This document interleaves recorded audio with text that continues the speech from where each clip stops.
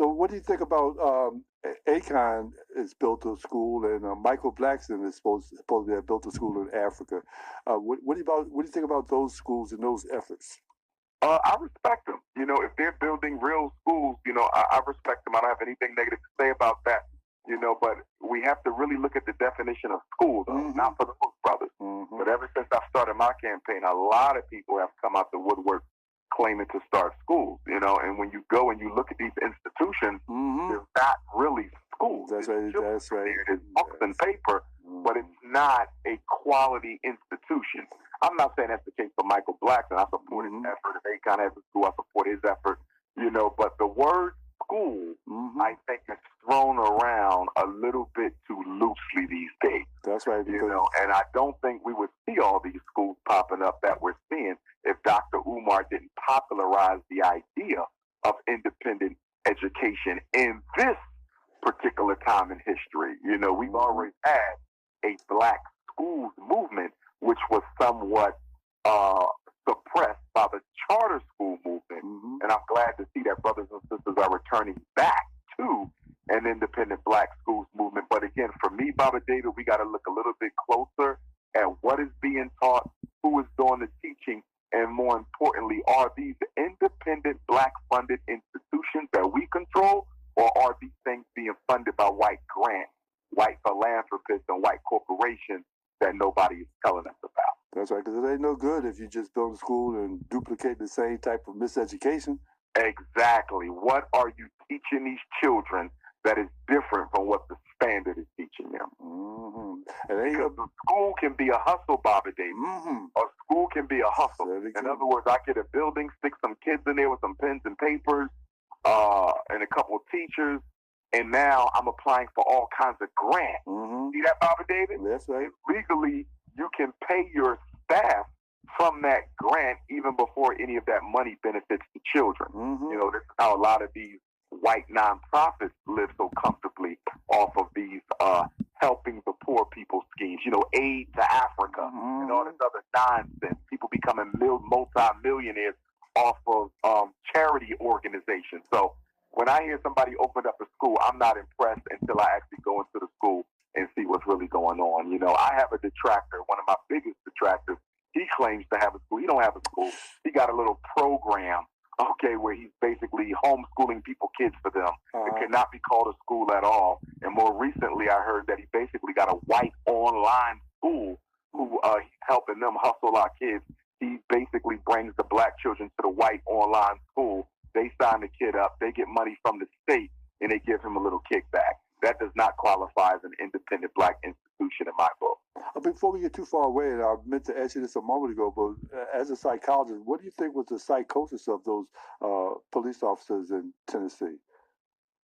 Well, here's the thing, Baba David. Even though they were black, they were operating on behalf of a white institution. You see, there's a tendency for us to individualize perpetrators when they're black, but we institutionalize perpetrators when they're white. No, not at all. They were wearing a white man's uniform. They were participating in a white man's profession, and they were carrying out a white man's agenda and job description. You understand?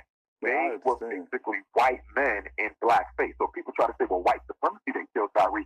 Yes, it did. Yes, it was. Because if white supremacy didn't already create a precedent that said it's okay to exterminate innocent, defenseless black life, they would have never done that.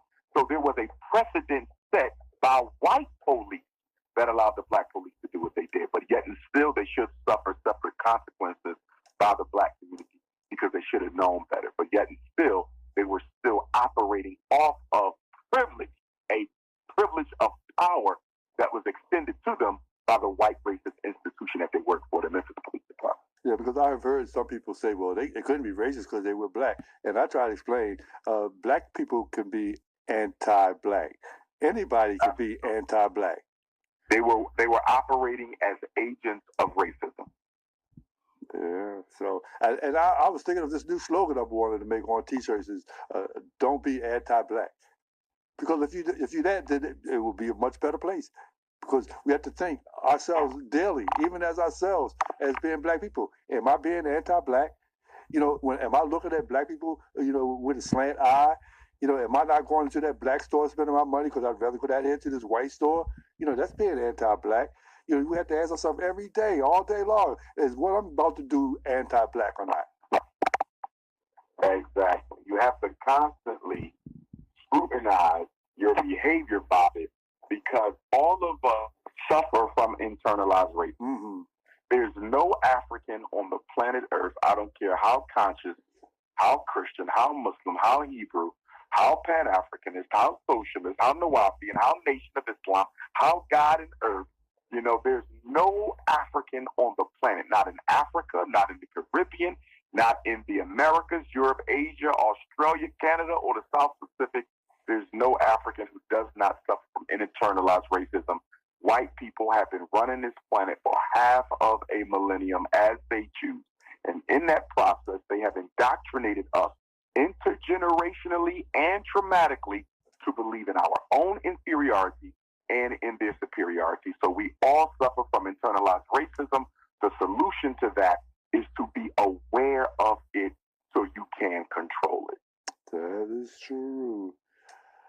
I don't know what we're going to do, though, but I say we need to focus more on ourselves and stop worrying about what they're doing. Because we can concentrate. We have no agenda of our own. Everything we want to do is tied up with the white man. You know, if you look at reparations, and again, we had this conversation, I support reparations, but it's tied up in the white man. You know, he has to do something for you again. You know what I mean? So that's why reparations cannot be the priority. That can't be the priority because your enemy is necessary in order for it to happen. Nothing is a solution that requires enemy participation. Reparations cannot be a solution because it requires your enemy to participate. Can it be an agenda item? Absolutely. Can it be the priority? No, because it requires participation from the white man. We have to come up with an agenda that is altogether separate from what our oppressor wants to do for us or to us. Where are the independent black agendas? Where's the independent black medical agenda? Where's the independent black educational agenda? Where's the independent black political agenda? The independent black economic agenda? The independent black diet and food agenda? We need independent agendas. And we don't have any because white folks, black folks are so in love with white people and their flag that we would rather sit around waiting for the oppressor to invite us into a house he's never going to invite us into instead of building a house for our own. Well, you know, when people ask me those same questions, you know, what is our agenda? Where are our institutions? I point to you. I say, that's the institution. That's a agenda right there. The Frederick Douglass Marcus Garvey Academy is an institution. That's an agenda that we should all get behind. We should all be supportive of that because I haven't seen a better agenda. Somebody else show me a better agenda than that. You know, educating our children with a proper education as opposed to being miseducated. What's a better agenda than that? Absolutely. Absolutely. Have a plan to eliminate police genocide? Do you have a plan to eliminate miseducation? Do you have a plan to change the mass incarceration laws? Do you have a plan to stop ethnic cleansing? And do you have a plan to redistribute the wealth of America so black people get their share? Because after all, we built this damn place.